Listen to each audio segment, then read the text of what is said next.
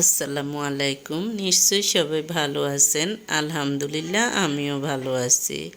আজকে আমি আপনাদের সাথে শেয়ার করব যারা নতুন ইউটিউবার অথবা নতুন ব্লগার অথবা পেজ খুললেন নতুন, তাদের উদ্দেশ্যে আমি কিছু কথা বলবো।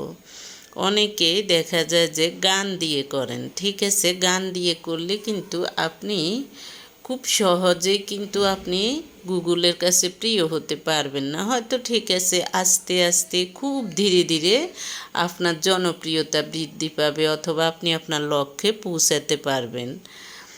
আর যদি আপনি নিজের কণ্ঠ ব্যবহার করে, মানে নিজের কণ্ঠে আপনি যাই বলেন, সেটা গান হোক, সেটা যে কোনো গল্প হোক, সেটা যে কোনো রান্না হোক, যাই হোক, আপনি যদি সেটা নিজের কণ্ঠে বলেন, তখন দেখা যাবে যে আপনার ভিউয়ার্স কম হোক অথবা আপনার সাবস্ক্রাইব কম হোক অথবা ফলোয়ার কম হোক, তারপরেও সেক্ষেত্রে আপনার জনপ্রিয়তা থাকবে বেশি গুগলের কাছে।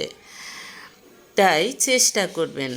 প্রথমে জড়তা হবে, প্রথমে জড়তা আসবে, মুখ দিয়ে কথা বের হতে চাইবে না, তারপরে দেখা যায় যে অনেক সময় ভুলভাল বলে ফেলবেন, তারপরেও নার্ভাস হবেন না, বলতে থাকবেন। বলতে পারাটাই হলো যোগ্যতা, মনে করবেন যে বলতে পারাটাই যোগ্যতা। আর আপনি যত সুন্দর কথাই পারেন, আপনি যদি বলতে না পারেন জড়তার কারণে অথবা যে কোনো সমস্যার কারণে, লোকে কি বলবে, পাশে লোকে কিছু বলবে, এই ভয়ে আপনি যদি না বলতে পারেন, তাহলে এখানে এটাই হলো আপনার ব্যর্থতা অর্থাৎ অযোগ্যতা। আর আপনি যাই পারেন সেটা দিয়ে যদি আপনি চেষ্টা করেন, তাহলে সেটা হবে আপনার যোগ্যতা, আপনার সাহসিকতা, আপনার আত্মবিশ্বাস। আর মনে রাখবেন, পুরুষ হোক মহিলা হোক, যাদের মধ্যে, বাচ্চা হোক, যাদের মধ্যে কনফিডেন্স থাকে অর্থাৎ আত্মবিশ্বাস থাকে, সাহস থাকে, তারাই কিন্তু অনেক উপরে যেতে পারে। আর যতই স্মার্ট হোক, যত হাইয়ার কোয়ালিটি হোক, আপনার যদি কনফিডেন্স না থাকে, সাহস না থাকে, তখন আপনি আগাতে পারবেন না।